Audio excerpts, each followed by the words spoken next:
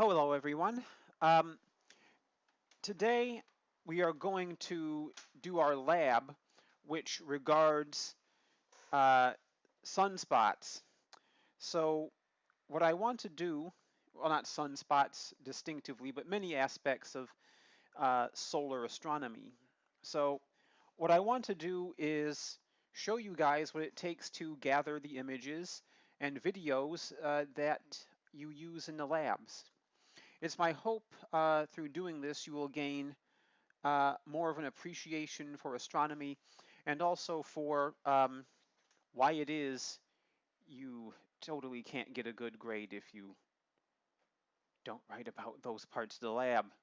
Um, it's much harder than taking a regular photograph. We would need to first set up this telescope and then align it and then align the telescope with this camera we're looking at right now. I have more than one camera. That's the one you're going to be seeing me on most of the time, right there. And also various other views set up.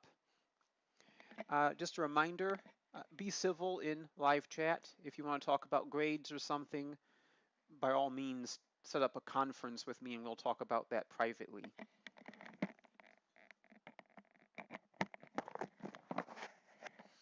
So let's get started.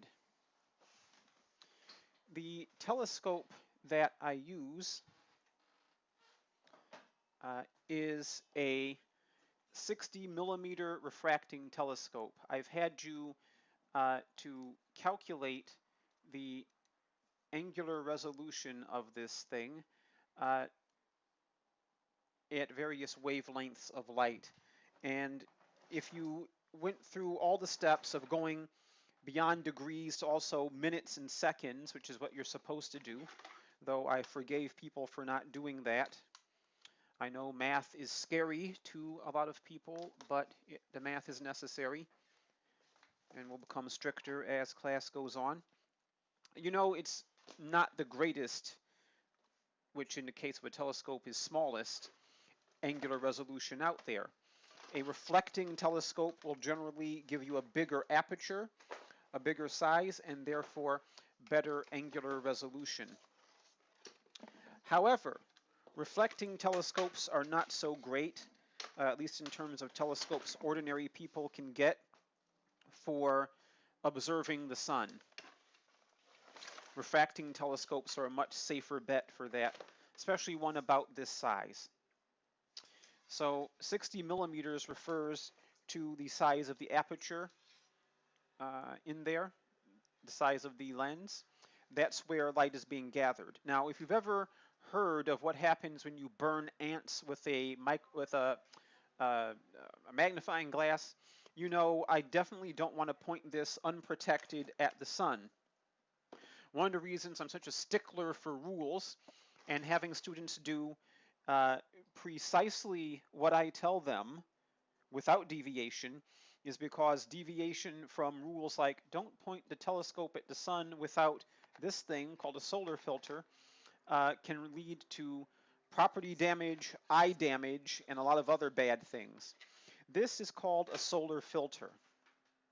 Now, this looks like you wouldn't be able to see anything at all through it, and truth be told, you can't.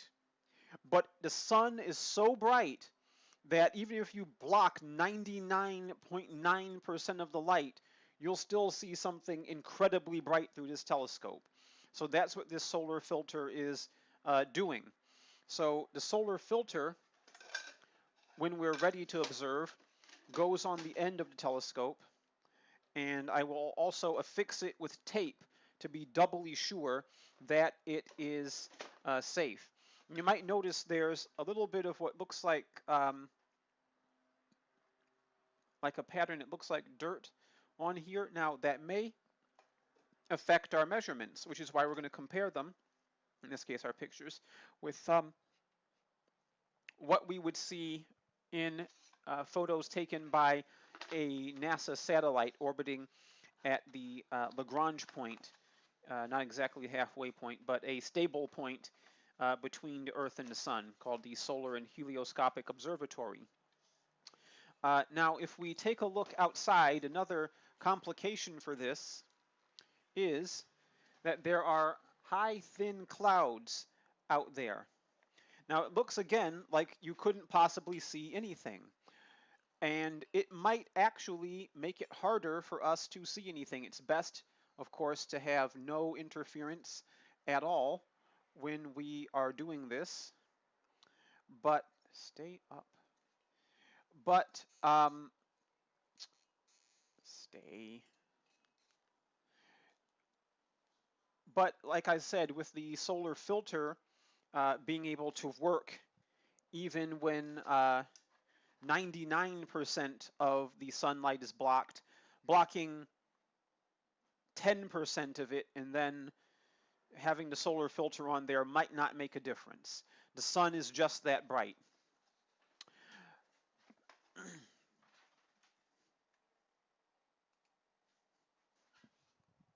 So let me switch cameras.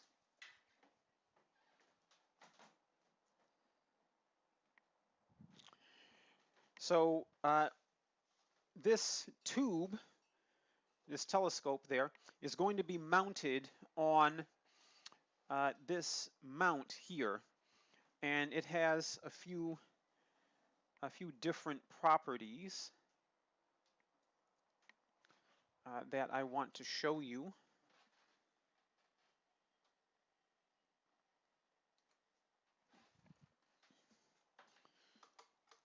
It's computerized, so it has computer controls. It knows the locations of many bright objects that you control with this hand control.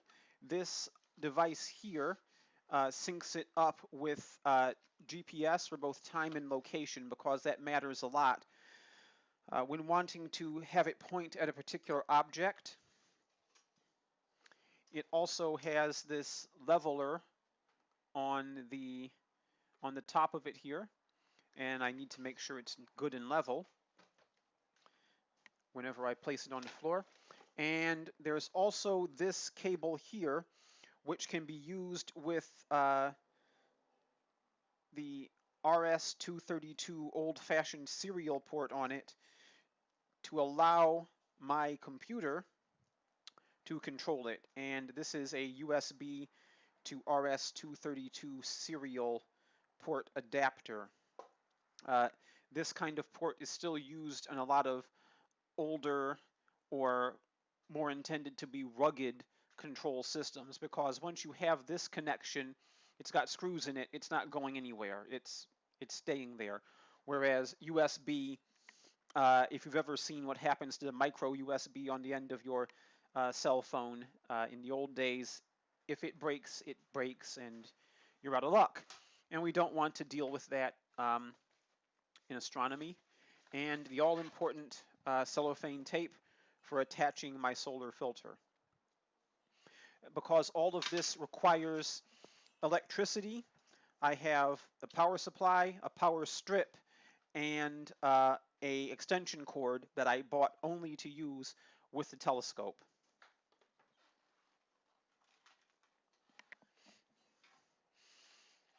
Okay, so where shall I begin?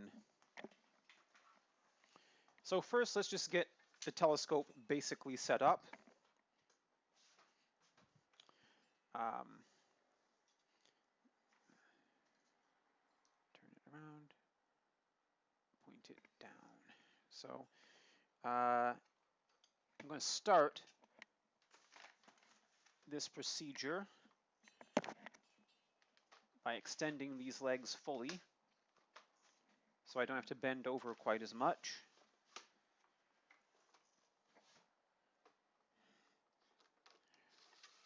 I'm really appreciating why people who live stream on YouTube for their primary income actually have a staff member or a friend or a volunteer or someone else who works with them that actually manages the stream. If you're wondering, why doesn't this look as slick as like Linus Tech Tips or something? Well, he has a whole studio. I've got myself. have sponsors.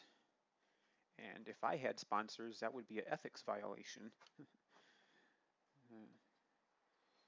which wouldn't be so bad if I was actually paid a fair amount of money, but that's neither here nor there for you guys. So I attached the telescope by tightening it down here, and I've chosen to put this sort of towards the end here with more than enough room for it to bite into so that I won't have to be leaning down quite so much when I want to look through this thing.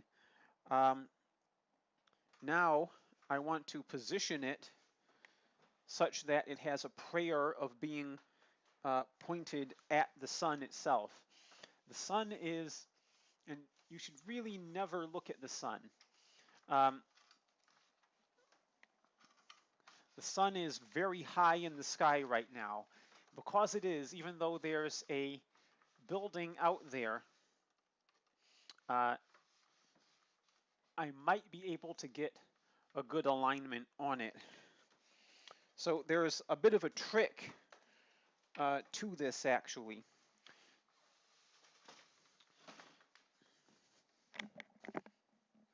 Jeez.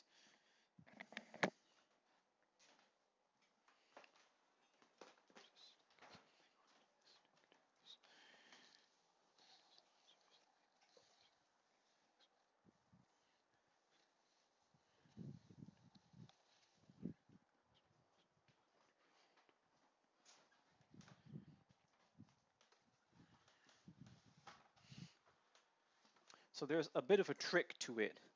Let me see if I can show you what that trick is without unplugging this phone camera. So there's a telescope, and you can see the telescope's shadow right here. So the idea is to maneuver this thing so that the telescope's shadow is as small as possible on the ground back there. Now what I'm going to do right now is I'm going to fiddle with this to get this level. It's critical that it be level. So let me just let you sit right here and focus on what I'm doing here. Now to do this, I'm going to start by raising these legs up a little bit, and I need to try to hold it so that it's somewhat level.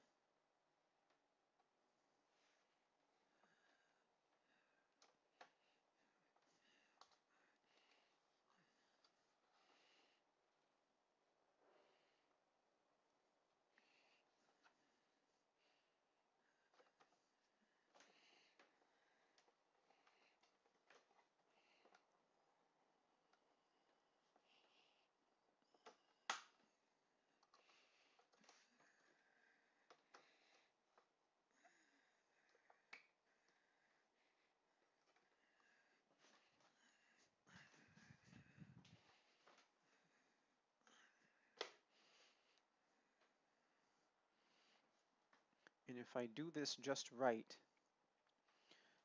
I can try to get as good of a position as I can by hand. Then I need to plug it into power.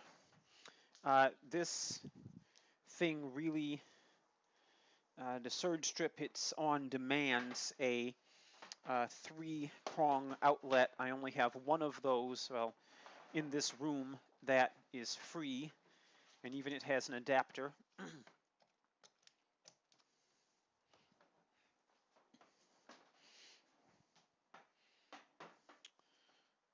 And plugging in surge strip, because I certainly don't want this very expensive thing, well, not actually that expensive as telescopes go, a good Schmidt-Cassegrain reflector telescope like the one in the observatory on the roof of the college, can cost thousands upon thousands of dollars.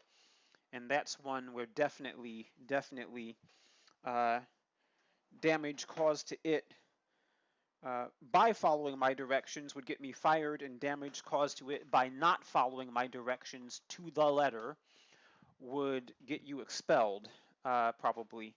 It would be a very serious problem. Um, so now that that is on, the next task is to turn it on.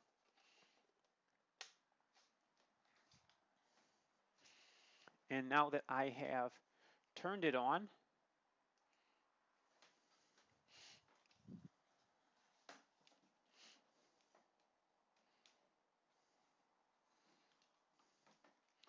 I'm going to go through the process for aligning it. I don't know how well you can read that in this this webcam here. 4K webcams have become incredibly hard to find. So this is saying LCM ready, enter to begin alignment. So press enter. I'm going to go for the only one that will work right now, which is solar system alignment. Wait for GPS. So the GPS is going to try to figure out where it is. When it says enter to accept,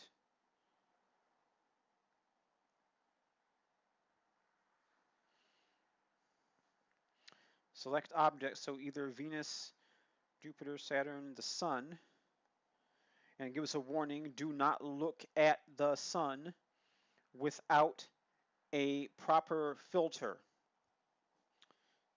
There are actually people in this class who I swear to God, they would say that the telescope was rude to them because it didn't say it nicely enough. Do not look at the Sun without a proper filter. Okay? Better to make sure you get the point than to be nice, because if you don't, this thing will absolutely burn your eyeball, burn your camera. Okay, so enter to continue. Center Sun with direction buttons. So the way I'm going to center it, again, is by looking at the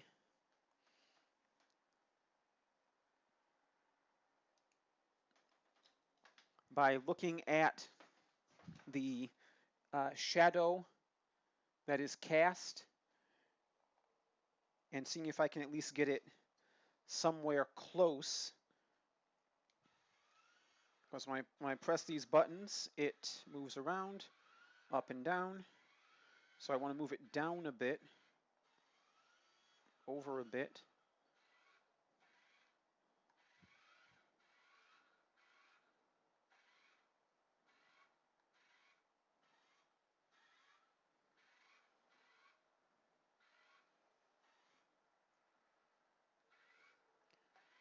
And I've gotten it kind of in the ballpark there.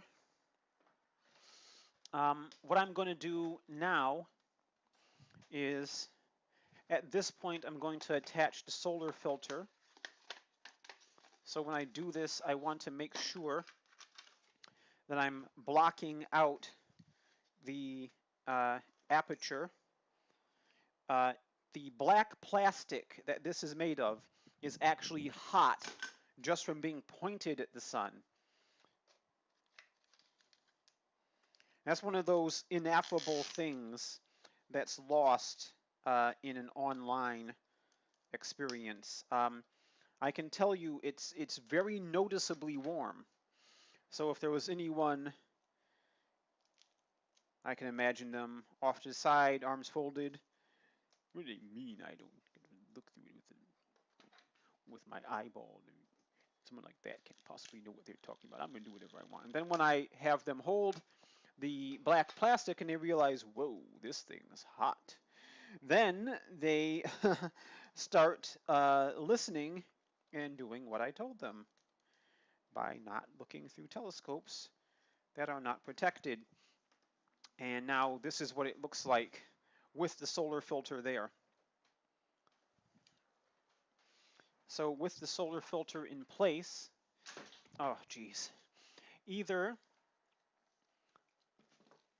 I'm going to get a nice burn on my wood floor there, or not. I'm going to start with an eyepiece. Which one shall I start with? Which one shall I start with? I'm going to start with this 25 millimeter eyepiece right here, and this device called a star angle.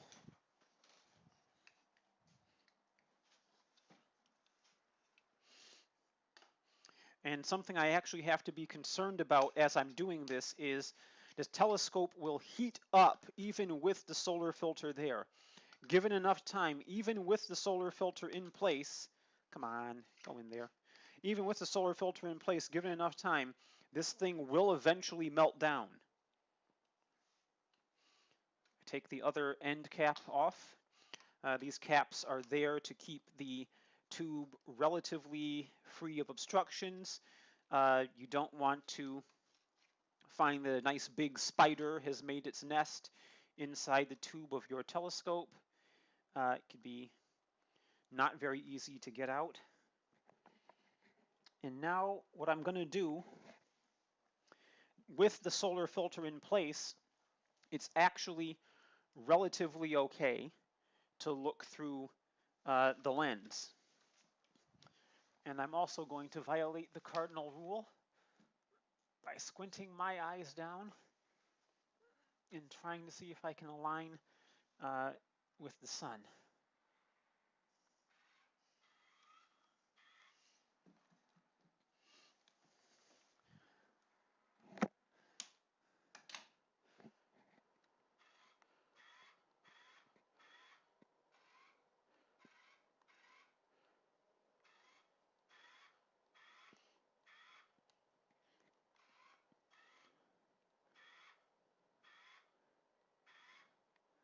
Ah, I got it.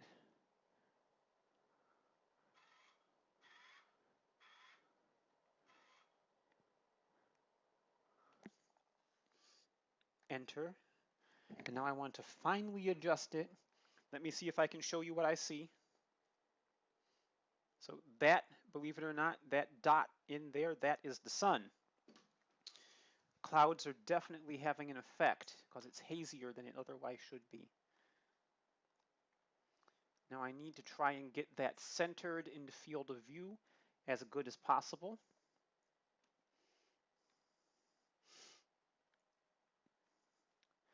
As an astronomer, I wish my office had like windows that are like 3 times bigger.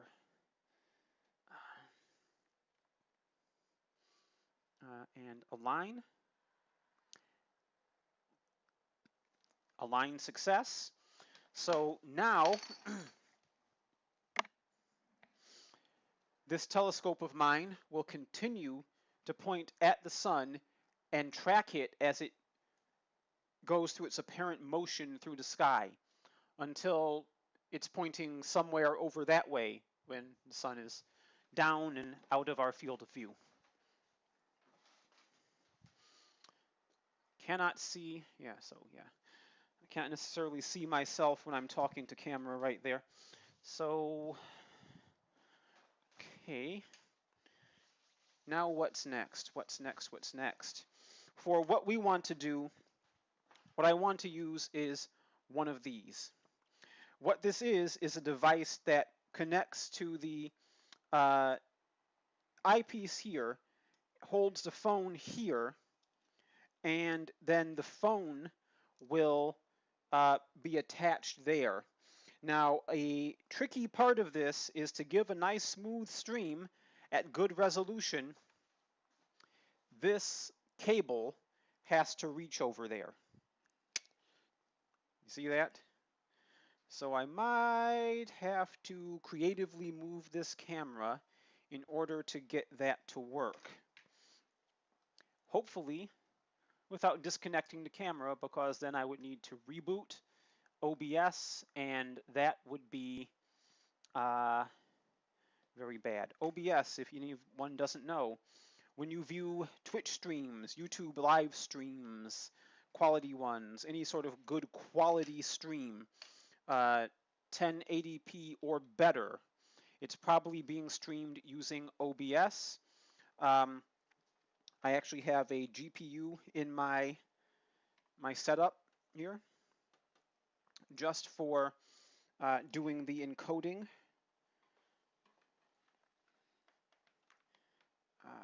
The computer that I built just for streaming to you and you and all the rest of my classes. And let me switch cameras real quick here, because who needs to see all of that? To very delicately move this camera around. Remember when a 1080 was actually something impressive?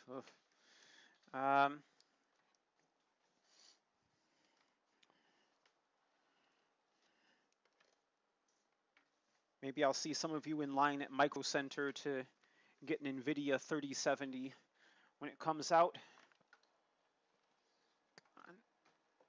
Come on.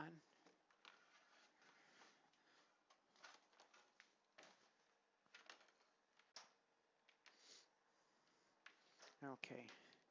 Now, with this way, the cable should be able to reach.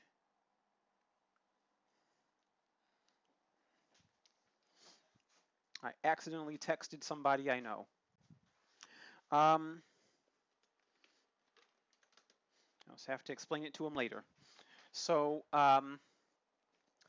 now I have to align the camera with the telescope. So switch to note 8.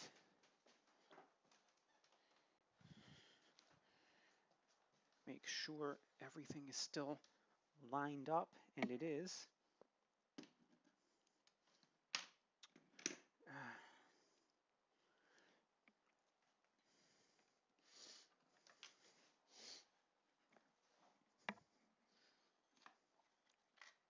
Now, some of the procedures you're seeing here are kind of peculiar to the fact I have to live stream it.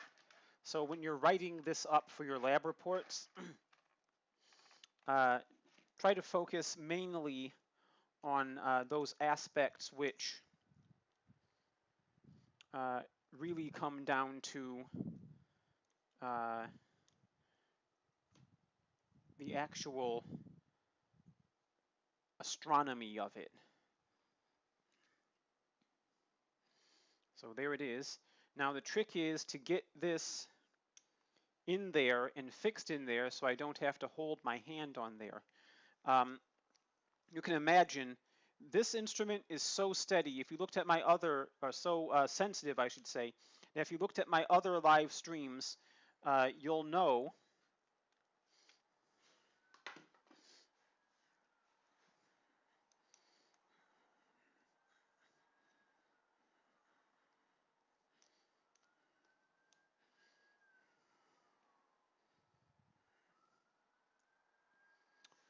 then you will know, stupid,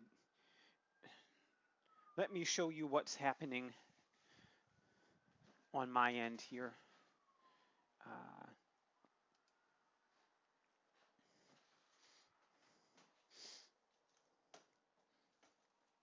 So I have to get this camera aligned on here, and every once in a while, good old Bixby will say, hello, I understand you're trying to do something useful, and I want to remind you I exist.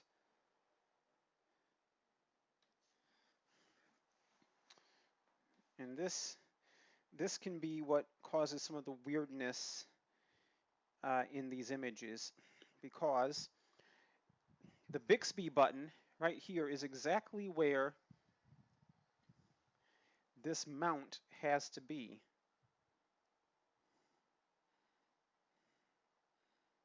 In order to align the camera.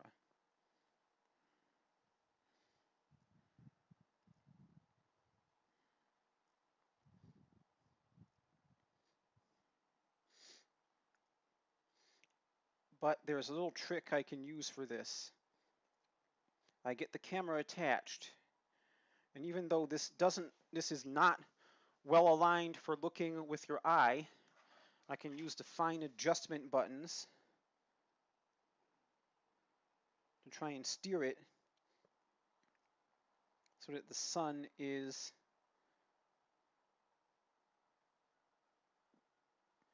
in a good place.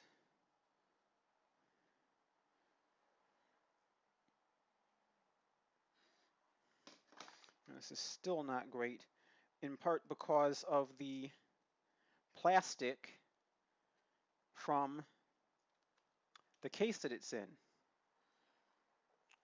So great, I need to get it out of the case. And this is something that is peculiar to looking at the sun. I just recalled. If I leave the case on, the case, its plastic is clear.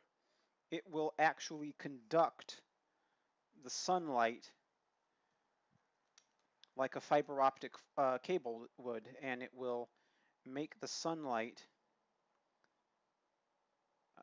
show up in a glare around the image. And we don't want that.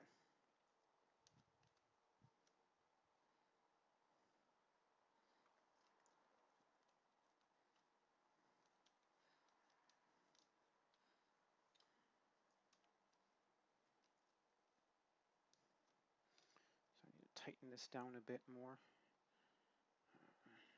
Loosen it up a bit more. So there's a lot of fiddling involved in experiments. One of my big pet peeves when running experiments with students is they'll say to me after fiddling with something for about a minute, "Professor, I can't do this. I need you to do this for me." And well, part of being a scientist is, or a science student, even an introductory science student, is just sort of fiddling with a tool like this until you get it to work. I hope you're noticing another thing that might make our image different is this angle that is sort of necessitated by the way the camera is mounted. You might ask, why don't I just do it like this and then like this? So let's see. You can see there's that double image thing going on there. Can I get you more horizontally mounted so it's a more straightforward comparison without the phone wanting to droop down? That's actually a little better. And here comes the stupid power and Bixby button to get in the way. Okay, there we go. So it's still a little bit askew. Okay, so this is our video image of the sun. I can try to change the focus a bit.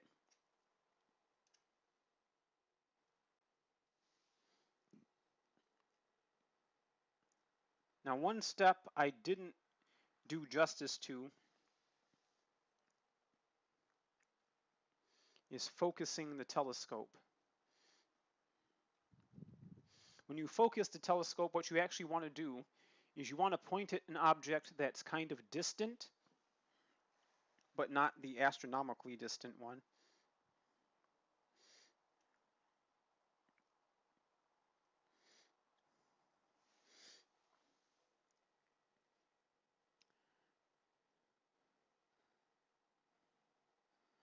I'm going to try zooming in a bit here. And another thing that complicates finding whether we're perfectly focused or not is the fact that there are clouds in the way. And if you look at this image, I think we're actually seeing the motion of those clouds.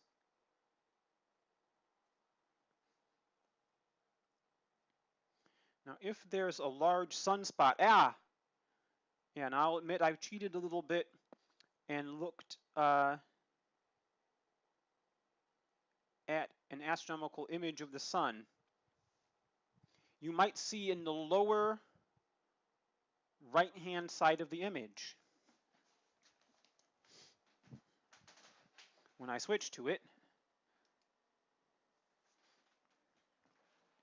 in the lower right-hand side of the image, you can just make out a couple of spots.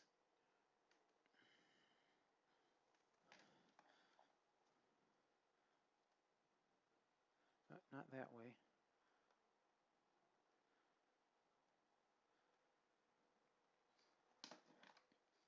Let's see.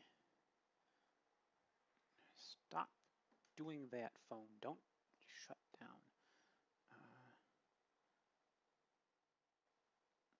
They kind of come in and out as you see the cloud layer moving.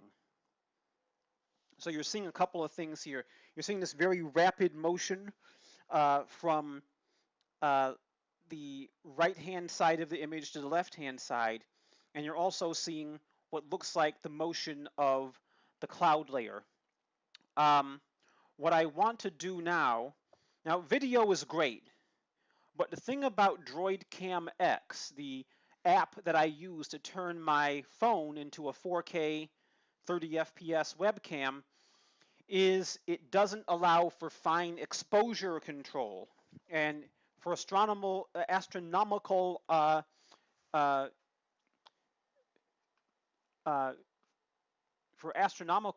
images, having good fine exposure control actually matters quite a bit.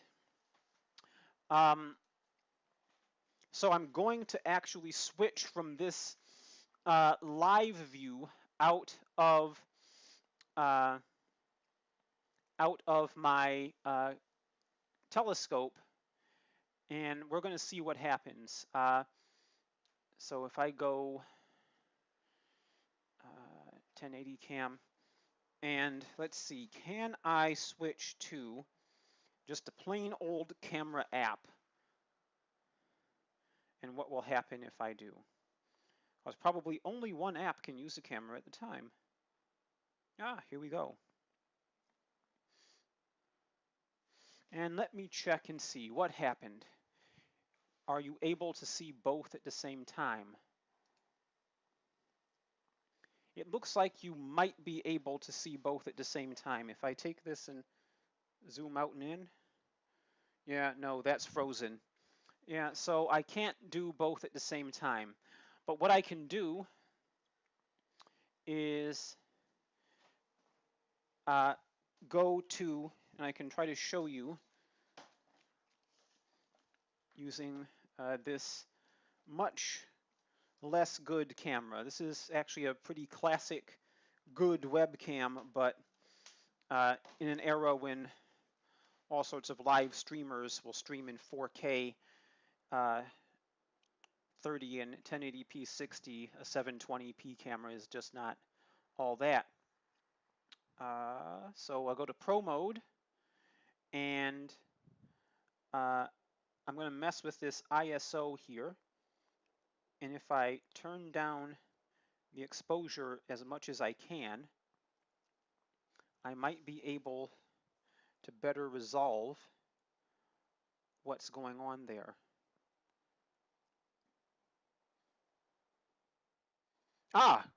Here we go. We can see clearly where the sunspots are.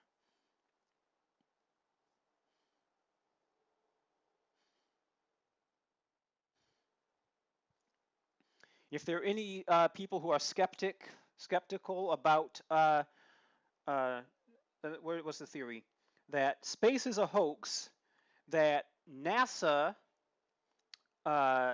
and all the world's governments are out there to convince you that space doesn't really exist, the sky is really a firmament, the world is really flat, etc., etc. And all the astronomers everywhere are in on it. I guess they made sure to pay me so well to be in on the hoax. But there you have it, the sunspots. And let me take more pictures. Though it would be nice if I could take video in this mode. Like, really? Why can't I? And you see it's searching for focus there. So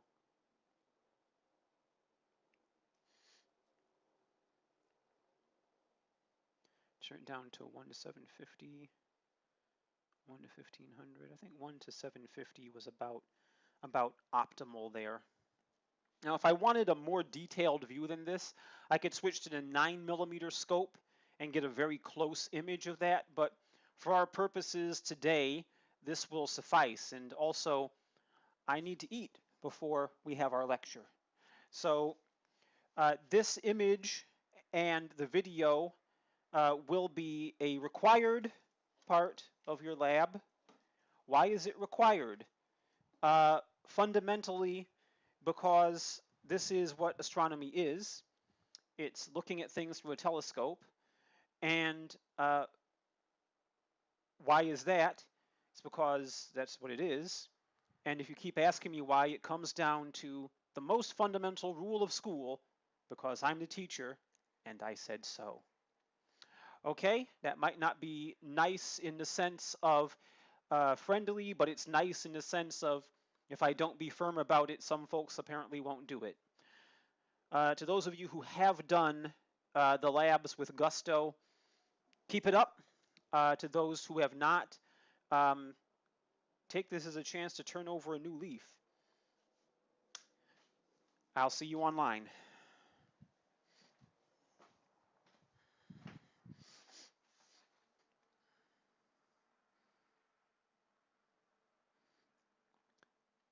Okay, pretty sure.